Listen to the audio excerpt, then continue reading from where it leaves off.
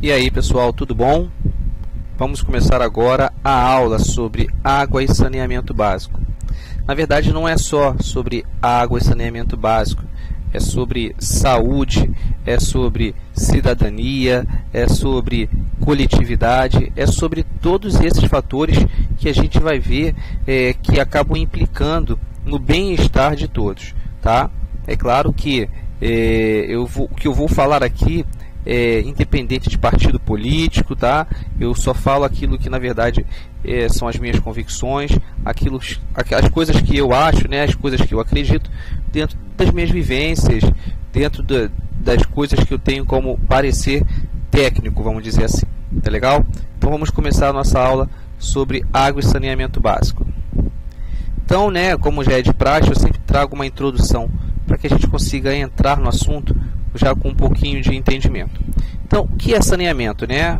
Saneamento é o controle de todos, olha só, todos os fatores ambientais, tá? Que podem exercer efeitos nocivos sobre o bem-estar físico, mental e social dos indivíduos. Então, tudo aquilo que de uma certa forma vai impactar nesses pontos, né, nesses aspectos, no bem-estar físico, mental e social, é sim tido como saneamento básico.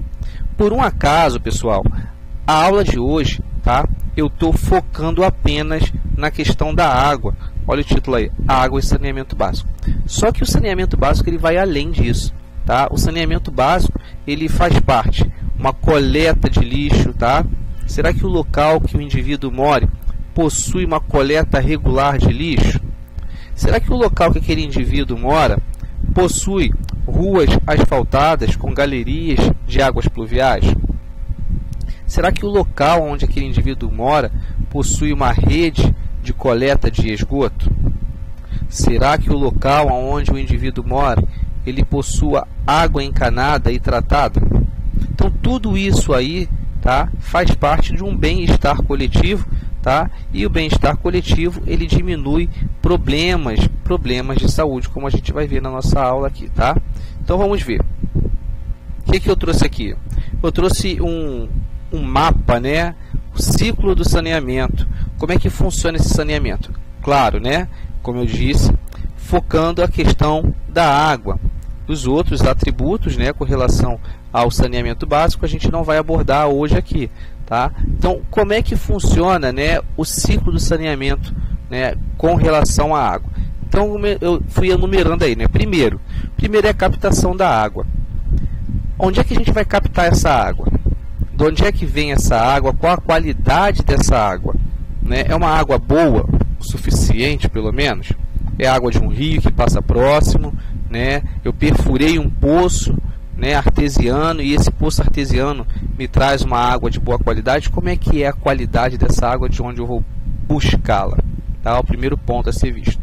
O segundo ponto, né, a gente precisa saber se essa água vai passar por uma estação de tratamento de água, que a gente tem o hábito de chamar de ETA, estação de tratamento de água.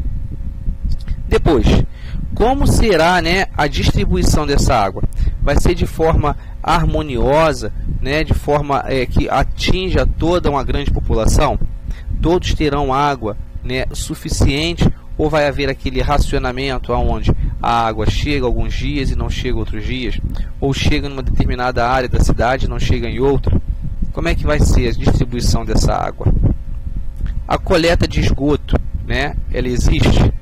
É necessário que exista, porque se entra água, boa parte dessa água vai sair e não vai mais sair limpa, né? E para onde é que vai essa água, né? Qual o destino dessa água? É o próximo tópico. Então é necessário que haja uma estação de tratamento de esgoto. Então essa água que entrou na residência, entrou com algum propósito, né? E ela vai sair. E ela vai sair para onde? O ideal é que saia para uma estação de tratamento, um local onde vai ser eliminados os resíduos, né, que podem vir a se tornar tóxicos para o meio ambiente. Por quê? Porque essa água que veio do meio ambiente deve voltar para onde? Para o meio ambiente, devolução aos mananciais. Então isso torna o que? Algo vivo e permanente. Esse ciclo é necessário para que a água da onde nós retiramos nunca nos falte. Tá legal? Então é importante a gente pensar nisso, né, nesse ciclo, como algo que precisa ter continuidade, até porque sem água não há vida. Aí eu trago aqui, ó, umas informações que são muito importantes, né, para a gente começar a formular os nossos pensamentos a respeito desse assunto.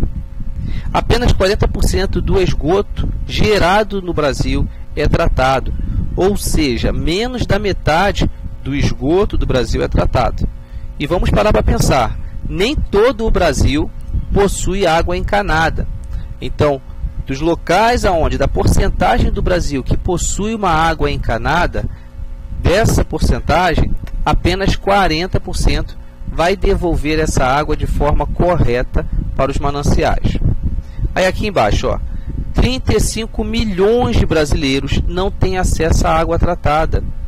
Ou seja, esses brasileiros pegam a água lá na sua fonte, seja na beira de um rio, seja num poço artesiano, seja através da calha, tá, de chuva. Ele capta essa água e ele não tem a mínima informação se aquela água é ou não potável, porque uma água potável é aquela água que está o quê? Apta para consumo.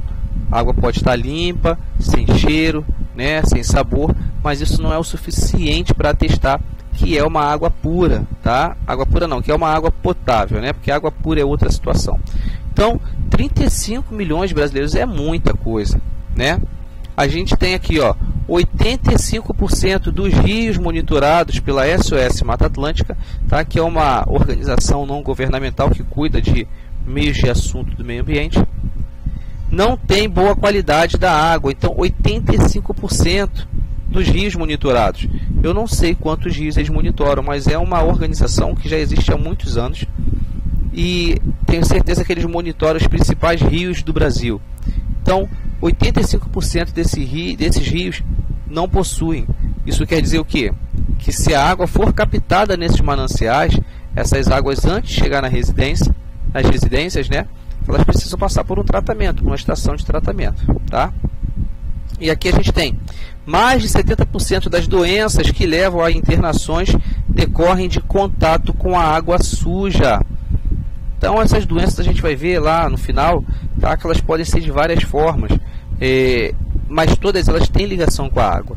Então a água é um necessário, né, um bem necessário. Só que esse bem necessário, se mal usado, ele pode nos trazer problemas. Então a gente precisa ter o que? Conhecimento, sabedoria, né, para usar aquilo que realmente nos faz falta, que é a água, tá bom? Então eu trouxe aqui, né, o esquema de uma estação de tratamento de água, como é que funciona todo o processo, desde lá, né, da captação até a liberação, a entrega dessa água nas residências. Então funciona nessas etapas aí. Primeira etapa é a captação. Então a gente faz lá uma represa, né? E nessa represa geralmente se coloca uma bomba para que essa bomba possa jogar essa água captada no rio, no açude, seja lá onde for, tá? Para a estação de tratamento. Então tá aqui, ó. A água passa por um sistema de grades que impede a entrada de elementos macroscópicos, ou seja, grandes, né? Como animais mortos, folhas, etc., no sistema. Então vai haver um gradeamento, né? Como se fosse uma peneira, uma grande peneira, né? Não uma peneira dessa que a gente utiliza na nossa cozinha, mas uma grande peneira, uma peneira bem forte que possa reter essas macromoléculas, esses grandes corpos. Tá legal? Para que eles não cheguem até o sistema, tá bom? Depois a gente tem o que? A gente tem aqui, ó, segundo, coagulação. Então, como é que vai funcionar esse processo de coagulação? O que é a coagulação? Vamos ler. Visa aglomerar pequenas partículas, aumentando seu volume e peso, permitindo que a gravidade possa agir. Então, quando ela chega nesse estágio aqui, a água vai ser adicionado a ela sulfato de alumínio, cal e cloro. A ação, né, a reação desses elementos químicos vai fazer com que moléculas pequenas comecem a se juntar uma com as outras. E aí, né, esse ajuntamento dessas moléculas vai fazer com que seu peso comece a interferir. E elas, ao invés de continuar suspensas na água, vão começar a ir parar aonde? Na parte de baixo, que é quando entra aqui, ó, a terceira etapa, que é um outro tanque que recebe o nome de floculação. Está aqui, ó. Floculação. A água é agitada lentamente para favorecer a união das partículas de sujeira, formando os flocos. Daí vem o nome, né? Floculação. É a terceira etapa. E funciona assim. Tem uma pá e essa pá se movimenta lentamente, favorecendo, tá, com que essas pequenas placas se juntem, se transformando em grandes placas. Depois a gente vem o tanque de decantação. O próprio nome já dá uma ideia, né? Decantação é se depositar, né? Depositar-se ao fundo, decantar. A água não é mais agitada e os flocos vão se depositando no fundo, separando-se da água. É importante, pessoal, que essa estação de tratamento, né, pegue esse lodo que vai se formar ao fundo desse tanque, tá? E esse lodo seja enviado para uma usina, tá? E essa usina vai transformar esse lodo, que é matéria orgânica, tá, em biodigestor, ou seja, vai produzir energia, né, através de algo que não teria serventia nenhuma. Então é importante que essa estação de tratamento tenha essa função também, tá? Então a decantação vai ser aonde esses grandes flocos vão se depositar ao fundo. Depois a gente vê aí, ó, filtração. O próprio nome já está dizendo, né? A água já decantada passa por um filtro de cascalho, areia e atraxito, que é o carvão mineral. Tá? Então cada um aqui tem uma função. O cascalho vai segurar moléculas grandes que porventura tenham ficado suspensas ainda na água. Tá? A areia vai segurar pequenas partículas, tá? E o carvão mineral ele vai tirar possíveis partículas que possam trazer algum tipo de problema à nossa saúde, como por exemplo algum tipo de ferro, né? Algum ferro mineral. Então o carvão tem essa propriedade de absorver esses minerais ferros tóxicos, e aí ele absorve esses minerais, tá? E não deixa passar para a próxima etapa. E a próxima etapa é que a gente conhece como fluoração. Alguns aí vão estar cloração, tá? Enfim, cloração ou fluoração é a mesma coisa. E o que consiste essa etapa? Nessa etapa, né, nas grandes cidades brasileiras, a água tratada ainda recebe o flúor, que ajuda a prevenir a cárie dentária. Então, existe uma regulamentação, né, que essa água precisa ter flúor. O flúor previne, né, o apodrecimento do esmalte dos dentes. Tá? E aí possui o cloro também. O cloro vai matar possíveis agentes patogênicos que possa ter ainda sobrevivido a todo esse processo. Aí depois tem aqui, né, reservatório de água final, tá? Estação de tratamento de água. Depois ele vai para o reservatório de bairros através de bombas. Essa água vai ser bombeada para os bairros. E por último, chegando aqui, né, nas residências. É um sistema complexo, sim, tá? Tem um custo, é claro. A gente pode perceber aqui que ele utiliza produtos químicos, utiliza barreiras físicas e nada disso, né, é de graça. Tudo isso tem um custo. Por isso que é tão importante a gente usar esse bem, né, a água tratada de forma racional, porque se eu uso ela de qualquer forma, eu vou precisar que essa estação de tratamento aumente a sua produção. E o aumento na produção da água vai requerer o quê? No aumento de custos, né, de insumos para a produção dessa água. Então, se eu utilizar uma água de forma racional, de maneira racional, eu também posso diminuir o custo da água que eu vou estar recebendo. E aí eu trouxe, né, não tem como não falar a respeito disso, que saúde versus saneamento, né? É impressionante como esses dois se relacionam, tá? E para provar isso, né, eu trouxe aqui uma tabela relativamente antiga, tá? Mas que traz as principais doenças relacionadas ao mau uso ou, né, ao contato de água não tratada, tá bom? Então a gente tem aqui nesse lado, né, a categoria, os tipos de doença, tá? E aqui a categoria da doença e aqui a doença como ela afeta, né, o nosso corpo. Então doenças de transmissão feco-oral, ou seja, através, né, de partículas de fezes que podem estar suspensas no ar, podem estar em algum alimento, até mesmo no copo de água, tá? E a gente não percebe esse gosto. O que vai ocasionar? Diarreia, febre entérica e hepatite A, tá? Tudo isso pode causar. Doenças transmitidas por inseto vetor. Então a gente tem a dengue, febre amarela, leishmaniose, filariose linfática, a malária, doença de Chagas. Aí a gente acrescenta, porque veja bem, esse gráfico aqui, né, é de 2006. Nessa época não se existia o que? Chikungunya, Zika, tá? Várias outras doenças que são transmitidas por vetores. Tá? Ele não colocou aqui também a doença do rato, né? Deixa eu ver. Não colocou aqui, tá? A doença que é relacionada à urina do rato. Também não colocou. Doenças transmitidas pelo contato com a água. Colocou aqui, tá? Esquistossomose e leptospirose. Tá legal? A leptospirose, que é a doença transmitida pela urina do rato. Doenças relacionadas com a higiene. Doença dos olhos, tracoma, conjuntivites, doenças da pele, micoses superficiais. E aí a gente tem aqui, né, geoelmintos e teníases, que são vermes, tá? Teníases e eumitriases, né? Vermes eumínticos e teníases, enfim. Várias doenças, né, relacionadas ao mau uso da água, né, ou a mal destinação da água, como eu mencionei, né, a falta de saneamento básico. Ué, professor, mas eu não entendi a questão aí, né, da leptospirose. Olha, foi aquilo que eu disse lá no início. Se a região onde você mora não tem uma coleta regular de lixo, onde é que você vai jogar o lixo?